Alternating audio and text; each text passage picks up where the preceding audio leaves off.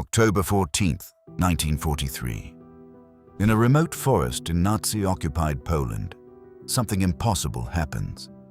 Inside one of the most secret killing centers of the Holocaust, prisoners rise up. Within hours, 11 SS officers are dead. Hundreds of men, women, and children run for the fences, through gunfire, through minefields, through chaos. Many are cut down. Some make it out. And within weeks, the Nazis erased the camp from the earth, bulldozed, buried, planted over with trees, so completely that it was meant to vanish from history itself. Because Sobibor was not just another camp. It was built for one purpose, and one purpose only: to kill. Between 170,000 and 250,000 people were murdered here. Not over years, not even over weeks. Most were dead within hours of arrival. Some within minutes. No selection lines. No long-term imprisonment. No illusion of survival. At Sobibor, the train arrived and the story ended. So how bad was it? Worse than almost any place in the Nazi system, because Sobibor stripped away even the thin disguises of brutality found elsewhere. It was killing, reduced to a process, efficient, concealed, and relentlessly repeated. And yet, most people have never heard of it. How does a place responsible for the deaths of hundreds of thousands simply disappear? Who built it? Who ran it? And how did a group of prisoners facing certain death manage to fight back and partially succeed? To answer that, we have to go back, before the trains, before the gas chambers, to the moment this kind of place was first conceived. A meeting, a plan, a decision. Because Sobibor didn't happen by accident. It was designed. In January 1942, 15 senior Nazi officials gathered at a lakeside villa in the Berlin suburb of Wannsee. The meeting lasted less than 2 hours. Its agenda, the coordination of what the Nazis termed the final solution to the Jewish question. In bureaucratic language, the kind designed to obscure horror behind procedure. The participants discussed logistics, transportation routes, and jurisdictional responsibilities. The language was clinical. The subject was genocide. The Wannsee Conference did not invent the Holocaust. Mass killings of Jews had been underway since the German invasion of the Soviet Union in June 1941, carried out primarily by mobile killing squads known as Einsatzgruppen. But Wannsee formalized something important. It signaled that the murder of European Jewry was no longer an improvised regional measure. It was to become a centrally administered, continent-wide program. In the occupied Polish territory, known as the General Gouvernement, home to over 2 million Jews, a specific program was assigned to a specific man. SS and police leader Odilo Globoknik, based in the city of Lublin, was handed responsibility for organizing the systematic murder of Poland's Jewish population. The program he oversaw would later be called Operation Reinhard, named in a final act of bureaucratic grotesquerie for Reinhard Heydrich, the senior Nazi official who had chaired the Wannsee meeting and who was assassinated by Czech resistance fighters in May 1942. Globoknik's task was precise: build the infrastructure to kill, not to imprison, not to exploit for labor, at least not primarily. To kill, and to do so quickly, quietly, and completely. He chose 3 sites in eastern Poland. Each was selected for the same reasons: proximity to major railway lines, geographic isolation from population centers, and enough forest cover to conceal the operation. The 3 camps were Belzec, Treblinka, and Sobibor. Together, they would ultimately account for the deaths of nearly 2 million people. Sobibor was the second to be constructed. Work began in early 1942 under the supervision of SS Hauptsturmführer Richard Tomala. The chosen site was in the Lublin district, near the village of Sobibor, on the eastern bank of a small river called the Chełm. The area was sparsely populated. A railway line ran directly to the site. Tall pine forests surrounded it on nearly every side. From the beginning, the design of Sobibor followed a specific blueprint, one that had already been partially tested at Belzec, which had opened weeks earlier. The camp was divided into distinct zones, each with a precise function. There was a reception area where arriving prisoners were processed. There was a zone for the confiscation of valuables and clothing. There was a path, a narrow fenced corridor the SS called the Schlauch, or tube, that led from the undressing area to the gas chambers. And at the end of the tube, there was Camp 3, the killing zone. Hidden from the rest of the facility by dense trees and high fences, it contained the gas chambers themselves and the burial pits where the dead were interred. The gas used at Sobibor was carbon monoxide, not the Zyklon B pellets used at Auschwitz, but exhaust piped from diesel engines. The engines were run continuously during operations, and the gas was pumped directly into sealed chambers. Death came within 20 to 30 minutes, though the suffering began immediately. The first transports arrived at Sobibor in April 1942. Jewish communities from across the Lublin district were the initial victims, people who had already survived months of ghetto imprisonment, forced labor, and systematic starvation. They arrived not knowing what awaited them. In many cases, they had been told they were being resettled. The deception was deliberate and meticulously maintained. One of the defining characteristics of Sobibor, and of all three Operation Reinhard camps, was the absolute commitment to concealment. The SS did not want witnesses. They did not want documentation. Photographs were prohibited. Official records were kept to a minimum and often deliberately vague. The camp itself was designed so that its true function was not visible from the arrival ramp. Trees were planted, fences were high. The sounds of the engines were explained away, but concealment required more than fences and silence. It required the cooperation, willing or coerced, of those who knew what was happening. And that is where one of the darkest and most complex elements of Sobibor's history begins. Within the camp, a small number of Jewish prisoners were forced to work in direct support of the killing operation, receiving transports, sorting belongings, maintaining the gas chambers, burying the dead. These prisoners, known as Arbeitsjuden, or work Jews, lived in a state of impossible moral terror. They were kept alive only because they were useful. The moment they ceased to be useful, they understood what would happen to them. It was from within this group, the most brutalized, the most desperate, the most aware of what was truly happening, that the resistance would eventually come. But that moment was still months away. First, the killing had to begin in earnest, and it did. A transport train pulls into Sobibor. It may have traveled for 2 days, 3 days, sometimes longer. The cars are sealed. There is no water, there is almost no air. The passengers, entire families, elderly people, infants, pregnant women, community leaders, rabbis, teachers, children, are packed so tightly that some have already died in transit. Those still alive cannot fully comprehend where they are. The station platform looks, at first glance, almost ordinary. There are signs, there are guards, there is the appearance of order. That appearance was the first weapon Sobibor used. The camp was engineered for deception. Arriving prisoners were typically greeted by SS personnel who delivered a scripted speech. They had been resettled, they were told. They were at a transit camp. They would be assigned to work in the east.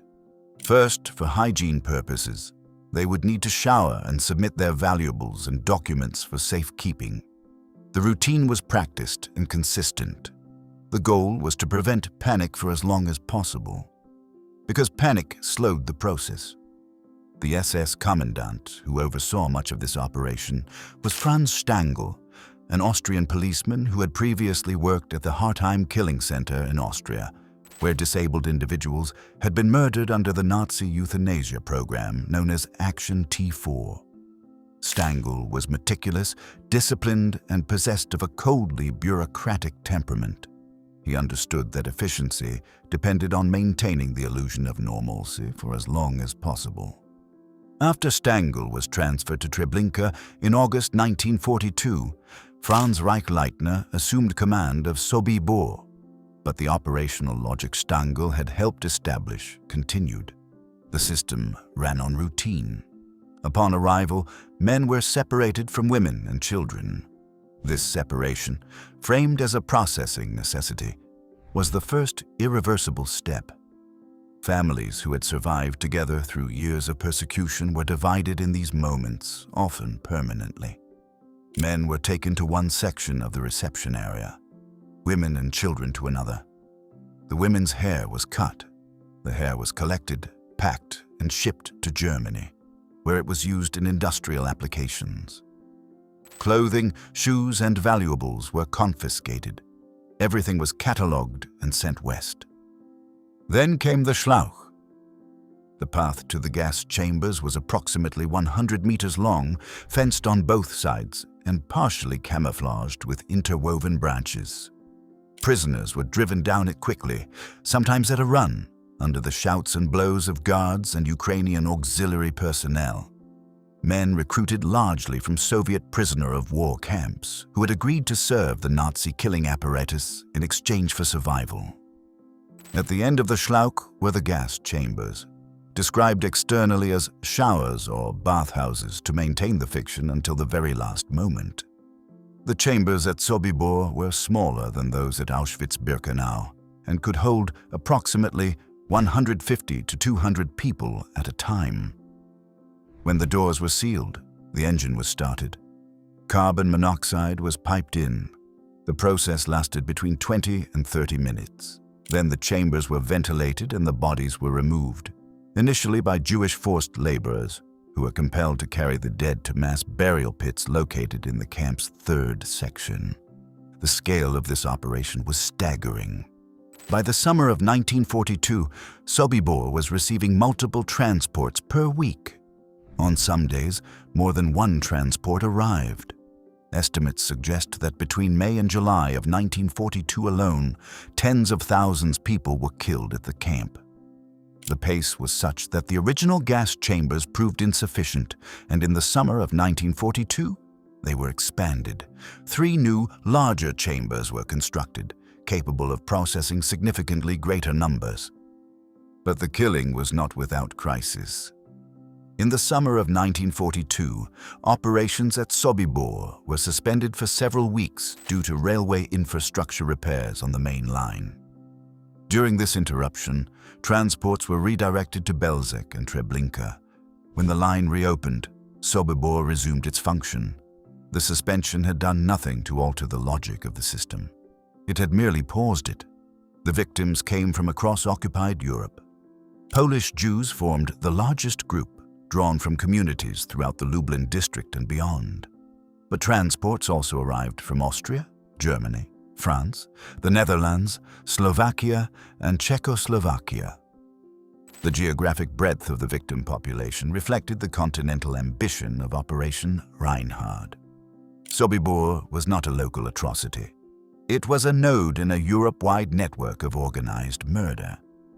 Among the victims were an estimated 34,000 Jews from the Netherlands, people transported from the Dutch holding camp at Westerbork, many of whom believed, until the very end, that they were being sent to labor camps in the east. Some had packed suitcases, some carried food for the journey. Their suitcases were unloaded at Sobibor and never returned. The system functioned because it was designed to function. Every element, the deception, the sequencing, the division of labor, the physical layout of the camp, had been calibrated to maintain throughput and prevent resistance. And for most of 1942, it worked with terrible efficiency. But the system required human hands, and among those hands were men who would later be called to account for what they had done, and others who, in the middle of the killing, began quietly to plan otherwise. They were not monsters in the popular imagination, not towering figures of theatrical evil. They were, for the most part, ordinary men in uniforms, policemen, bureaucrats, former clerks, and soldiers. Men who had families, who wrote letters home, who celebrated birthdays, and they killed hundreds of thousands of people. This is, perhaps, the most unsettling fact about Sobibor, not the scale of the violence, but the ordinariness of those who carried it out. The camp's SS staff numbered between 20 and 30 German personnel at any given time. They were drawn largely from the Action T4 euthanasia program, men who had already participated in the murder of disabled Germans and Austrians and who possessed the administrative and operational knowledge required to run a killing facility. Their transfer to Sobibor was not a coincidence. It was a calculated personnel decision. Franz Stangl, Sobibor's first effective commandant, had spent years in the T4 program before arriving in Poland. In post-war interviews conducted by journalist Gita Sereni, Stangl spoke at remarkable length about his experience at Sobibor and Treblinka. He described his role in distancing terms, as an administrator focused on operational efficiency. He spoke of the victims as cargo. He described the smell of death that permeated the camp as something he learned over time not to notice. Sereni pressed him. She asked whether he felt any moral responsibility for what had occurred. Stangl paused for a long time before answering. He died the following day in prison, a fact that has since become one of the more haunting footnotes to the history of the camp. Stangl was not alone in his self-justifications. Karl Frenzel, one of the longest-serving and most brutal SS guards at Sobibor, was convicted by a West German court in 1966 and sentenced to life imprisonment, later reduced. Erich Bauer, known among prisoners as the gas master for his direct role in operating the killing machinery, was convicted and imprisoned for life. Hubert Gomersky, who carried out beatings of prisoners with a casual regularity that other survivors described in almost numbing detail, received a life sentence in West Germany in 1950. Then there were the Trauniki men, the Ukrainian and other Eastern European auxiliaries who served as guards and enforcers throughout the camp. Recruited from Soviet prisoners of war and trained at a facility called Trauniki in the Lublin district, these men did much of the physical work of the killing operation, herding prisoners, manning guard posts, and carrying out beatings and executions on the camp's periphery. Their involvement complicated post-war prosecutions. Many had returned to Soviet territory after the war, beyond the reach of Western courts. The men who ran Sobibor shared certain characteristics. They had been socialized into an institutional context that normalized mass murder. They operated within a chain of command that diffused individual responsibility. They were ideologically prepared, to varying degrees, by years of Nazi propaganda that had systematically dehumanized their victims, and they operated in conditions of near total secrecy that reduced the likelihood of external accountability. And yet accountability was not entirely absent, even in real time. Among the forced Jewish laborers who worked in the camp, a community of knowledge had developed. They knew what was happening. They could smell it. They could see the transports arrive and watch the empty train cars depart. They counted the days in a way the SS had not anticipated because the arithmetic of survival told them exactly what their continued usefulness meant. Some of these prisoners had been in the camp since its earliest operations. They had survived not by luck alone, but through skill. A craftsman who could repair shoes, a carpenter who could maintain the camp's wooden structures, a locksmith, a tailor, a seamstress. These skills had given them an initial reprieve. But they had also given them time. Time to observe, time to think, time to talk to one another, carefully, quietly, in stolen moments, about what might be possible. Among the most important of these conversations was one that took place in the late summer of 1943. between a small group of prisoners that included a Soviet Jewish prisoner of war named Alexander Pechersky, who had arrived at Sobibor in September of that year, and Leon Feldhendler, a Polish Jew who had been in the camp since the early months of its operation and had become an informal leader among the prisoner population.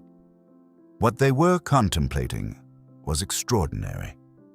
Not an escape, not merely an individual flight through the fence in the night, which some had attempted and most had failed. They were contemplating something far more ambitious and far more dangerous: a revolt. But before that revolt could happen, conditions inside the camp would deteriorate in ways that made waiting impossible. Because by the autumn of 1943, the camp's leadership had begun to change its calculations, and the prisoners had begun to understand that their usefulness was coming to an end. To survive inside Sobibor was to exist in a state of permanent paradox. You were kept alive because you were useful. You were useful because the camp required your labor to continue killing others. Every morning you woke up was, in some sense, purchased at the cost of the deaths you had facilitated. Not by choice, but by the impossible logic of survival in an environment designed to eliminate all possibility of moral agency. The Jewish forced laborers of Sobibor lived in Camps 1 and 2, separated from the killing zone in Camp 3 by distance and deliberate architectural design. New arrivals to the forced labor population were typically selected from incoming transports. Skilled workers, primarily, though the selection criteria varied and sometimes seemed arbitrary. There were perhaps 500 to 600 Jewish laborers in the camp at any one time, though the population fluctuated as individuals were killed and replaced. The conditions of their existence were brutal by any measurement. Food was insufficient, typically a thin soup and a small ration of bread. Physical beatings were common and often unpredictable. The threat of death was constant and not always contingent on any offense. SS personnel could and did kill prisoners on impulse, for entertainment, or for minor infractions of the camp's arbitrary rules. Prisoners were forced to watch the executions of fellow laborers as a disciplinary measure. And yet, within these constraints, a social world emerged. Networks of mutual support developed among the prisoners. Information was shared, carefully, in whispers. Small acts of sabotage occurred. A piece of machinery left slightly misaligned, a tool mislaid, a task performed fractionally less efficiently than it might have been. These were not dramatic gestures. They were the barely perceptible friction of people who had not yet surrendered entirely. Among the prisoner population, certain individuals had emerged as figures of quiet authority. Leon Feldhendler, the son of a rabbi from the Zhukievka region, had arrived at Sobibor in late 1942. He was intelligent, calm, and possessed of the kind of moral steadiness that is remarkable in any context and extraordinary in his. By 1943, he had become the informal head of an underground organizing group within the camp, a group that had been discussing the possibility of resistance for months without a clear path forward. The problem was not will. The problem was capacity. The SS were armed. The Ukrainian guards were armed. The perimeter was mined and fenced, and any prisoner who attempted escape risked the immediate execution not only of himself, but of a cohort of fellow prisoners, a policy of collective punishment that the SS enforced with lethal consistency. The calculus of resistance was, by any conventional measure, prohibitive. What changed the calculus was the arrival, in September 1943, of a transport of Soviet Jewish prisoners of war. Among them was Alexander Pechersky, known to his fellow prisoners as Sasha, a lieutenant in the Red Army who had been captured in the chaotic fighting of 1941 and had survived a succession of prisoner-of-war camps before arriving at Sobibor. Pechersky brought something that most of the existing prisoner population lacked: military training and the particular psychology that comes with it. He had commanded men under fire. He understood logistics, timing, and the mechanics of coordinated action. He also understood something that Feldhendler and his group had recognized, but could not fully actualize on their own. That the only form of resistance with any chance of meaningful success was not individual flight, but collective, organized action. The two men found each other within days of Pechersky's arrival. The conversations that followed took place in stolen moments, during work details, in the brief, unguarded intervals between tasks. They spoke in fragments, in code, in the manner of people who understood that a single overheard word could end everything. What they were building, piece by careful piece, was a plan. But the urgency of that plan was sharpened by information that filtered through the camp's prisoner networks in the autumn of 1943. The news was this: Operation Reinhard was drawing to a close. Treblinka had been closed in August 1943, following a prisoner revolt there. Belzec had ceased operations even earlier. If the pattern held, and the prisoners had reason to believe it would, Sobibor would be next. When the camp was liquidated, its prisoner workforce would be liquidated with it. The timeline, in other words, was no longer theoretical. It was imminent. And somewhere beneath the terror and the grief and the exhaustion, something that might be called resolve was hardening. The plan was not reckless. It was careful, methodical, and designed around a single central insight. The SS were disciplined within the existing order of the camp, but they were not prepared for a disruption of that order. If key personnel could be eliminated, quietly, without alarm, in the hour before the revolt began, the prisoners might have a window, a small one, dangerous beyond calculation, but a window nonetheless. What happened on October 14, 1943, would test every element of that plan. And it would change, permanently, the story of what was possible inside a Nazi death camp.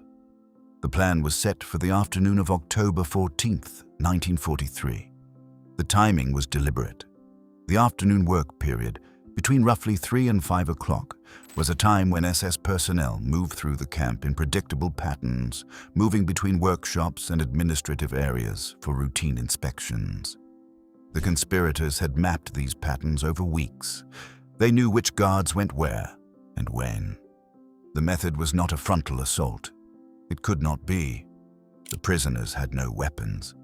Instead, the plan was to lure individual SS officers to workshops under the pretext of camp business and to kill them there. Quietly, one at a time. Before any alarm could be raised, 11 SS guards were to be eliminated. Then, at the 5 o'clock roll call, a moment when all prisoners were gathered in a central area, Pechersky would give the signal, and everyone who was able would make for the main gate and the fences. It was a plan built on precision, nerve, and the understanding that any single deviation could mean the death of everyone involved. At approximately 3 o'clock in the afternoon, SS Oberscharführer Joseph Wolf was called to the tailor's workshop on the pretext of trying on a new coat that had been prepared for him. He arrived alone. He was dead within minutes, killed with a hatchet that had been smuggled into the workshop. His body was hidden. His rifle was taken. In rapid succession, other SS officers were drawn to other workshops. The camp's deputy commandant, Johann Niemann, a man whose casual cruelties had made him particularly despised among the prisoner population, was called to inspect a leather coat. He arrived on horseback, dismounted, and entered the saddler's workshop. He too was killed. His horse stood loose in the yard, adding a surreal detail to the afternoon's already extraordinary tension. By 4:30, 11 SS officers had been killed. The camp was, for a brief interval, operating on the assumption that nothing had changed. The Ukrainian guards at the perimeter had not yet been alerted. The remaining German personnel had not yet noticed the absence of their colleagues. At 5 o'clock, the signal was given. What followed was not an orderly escape.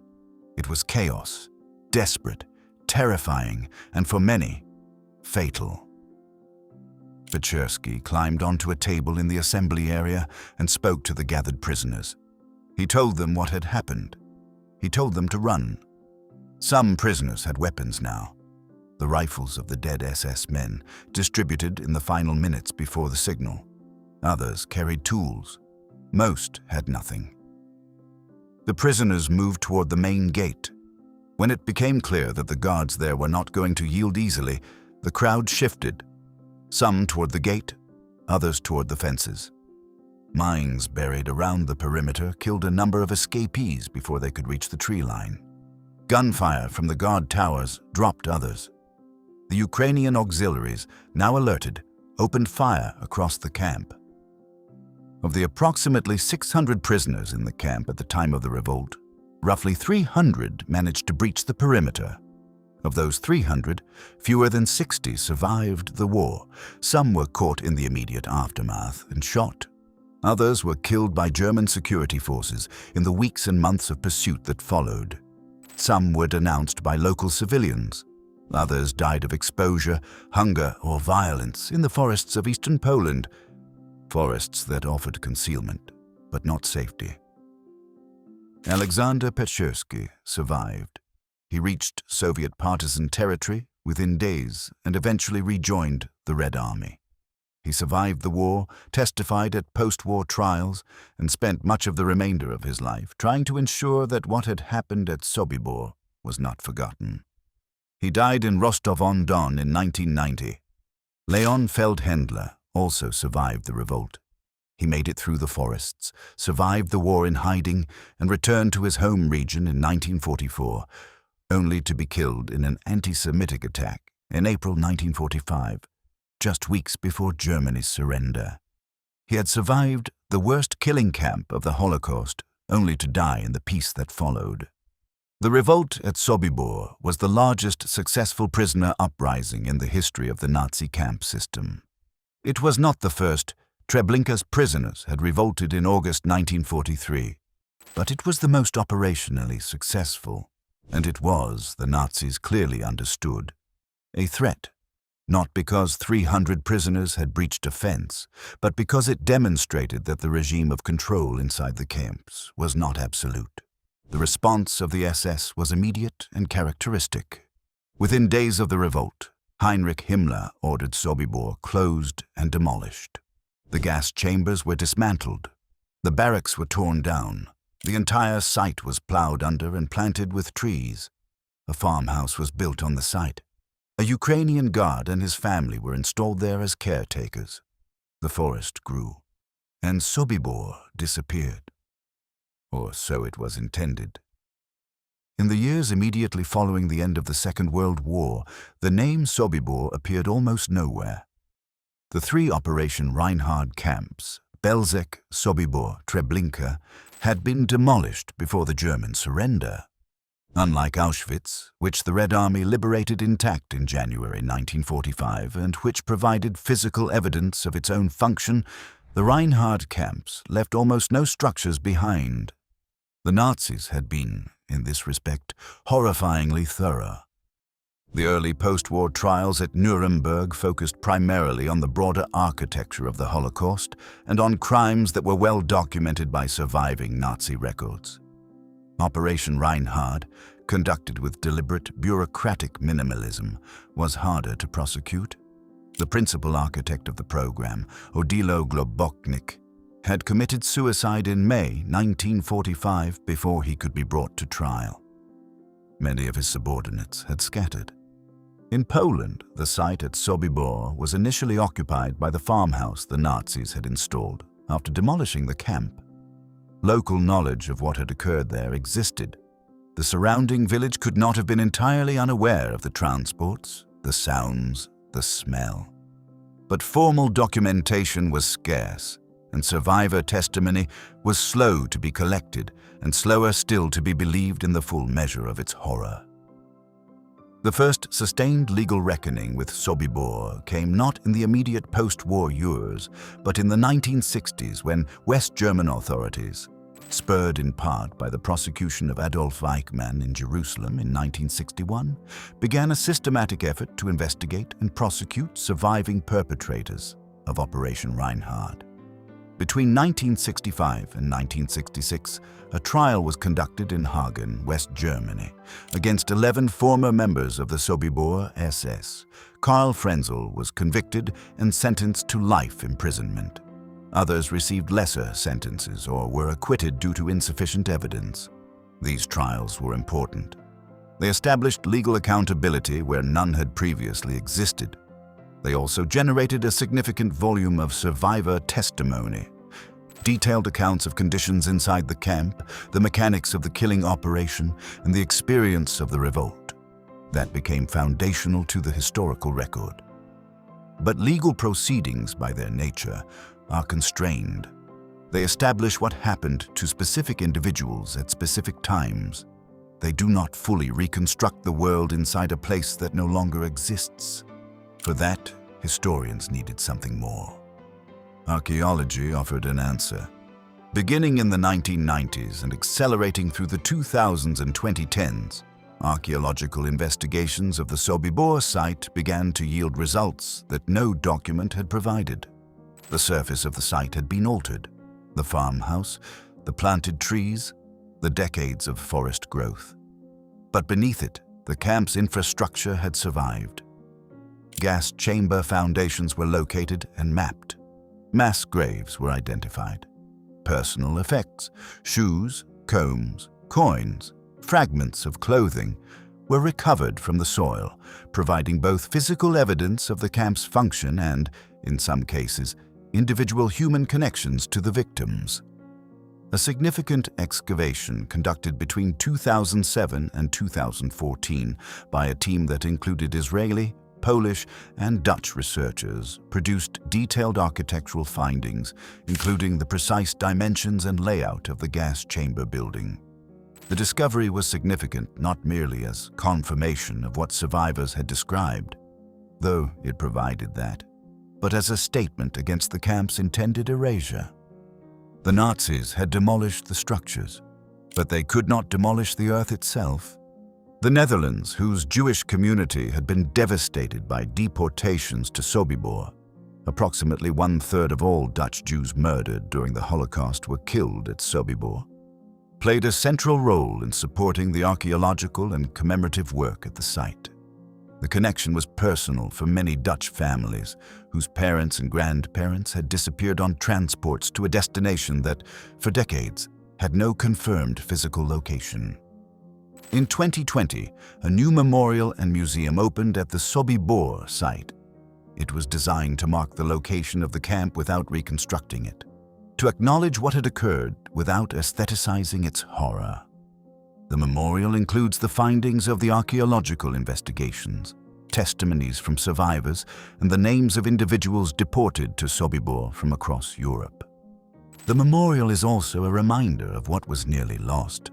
Had the revolt not occurred, had no one survived to testify, the historical record of Sobibor would have been even more attenuated than it is. The survivors of October 14, 1943, were not merely individuals who escaped. They were, in a very precise sense, the archive. Their memories, their testimonies, their willingness to speak in the years and decades that followed were the primary evidence against the silence the Nazis had tried to construct. But even today, the full scale of what happened at Sobibor is debated by historians. The absence of comprehensive records, a direct consequence of the deliberate minimalism of Operation Reinhard's documentation, means that the precise number of victims cannot be established with certainty. Estimates range from 170,000 to 250,000. Some researchers argue for figures at the higher end of that range.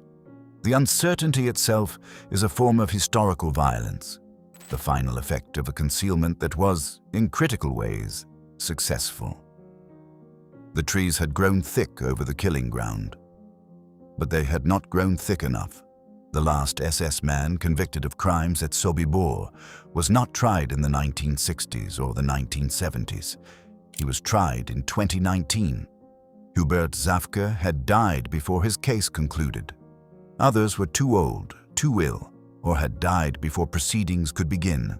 But in 2019, a German court convicted a former SS guard named Bruno Day, then 93 years old, of being an accessory to the murder of 5,230 people at the Stutthof concentration camp, in a trial that was understood to be part of a broader final reckoning with an aging generation of perpetrators.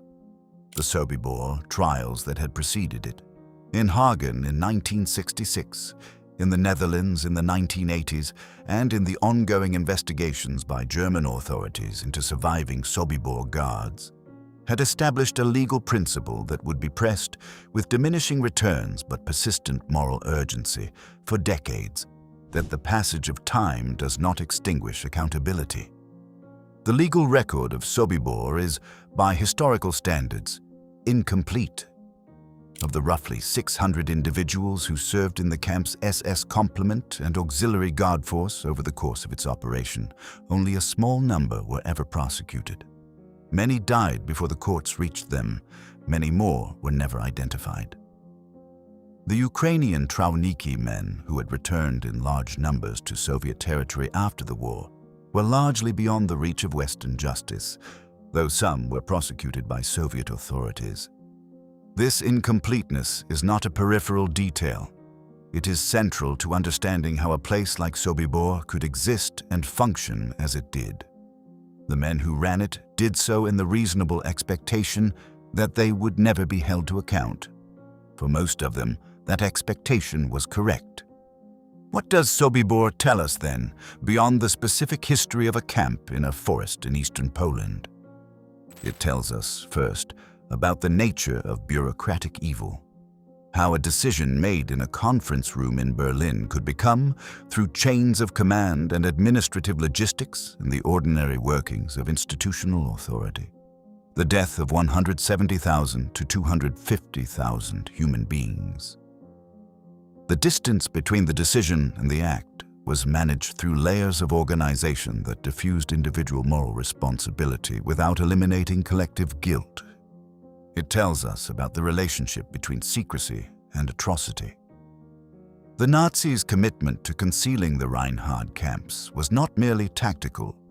It reflected an awareness, at some level, that what was happening could not survive public scrutiny. The concealment was an acknowledgement of the crime's nature. When the perpetrators buried their killing grounds beneath pine trees and erected farmhouses on top of the graves, they were performing a kind of moral verdict on themselves, recognizing, at least implicitly, that the world they were building could not withstand the world's gaze. And it tells us about resistance. The revolt at Sobibor on October 14, 1943, was not a footnote.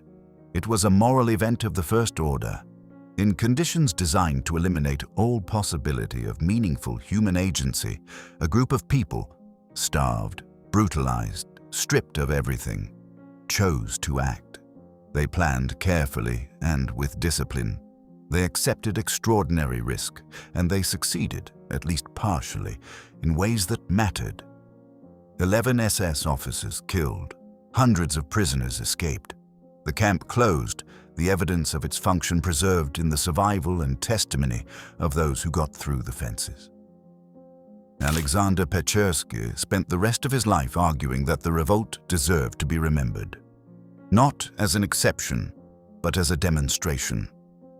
He said, in the flat, direct language of a military man, that what happened at Sobibor proved something important, that it was possible, even in the worst conditions, to refuse.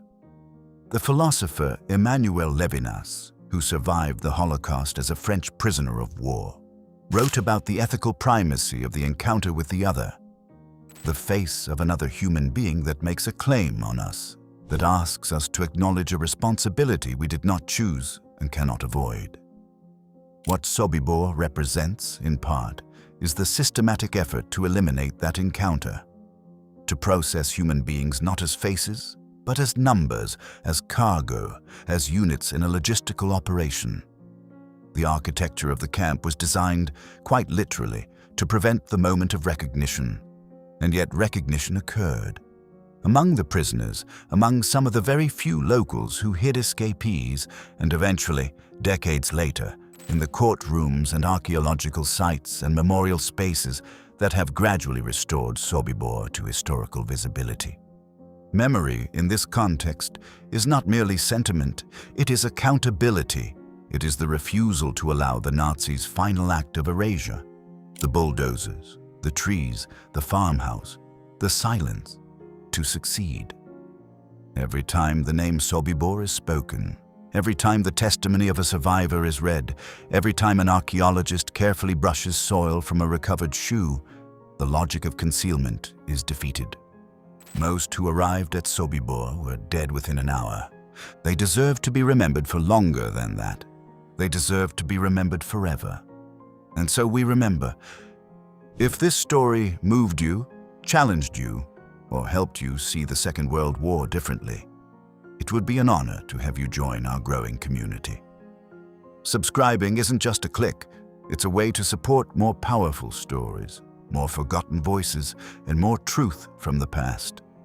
So if you believe these stories matter, hit that subscribe button and let's keep building this journey together. And don't forget to leave a comment. We read everyone and love hearing your thoughts.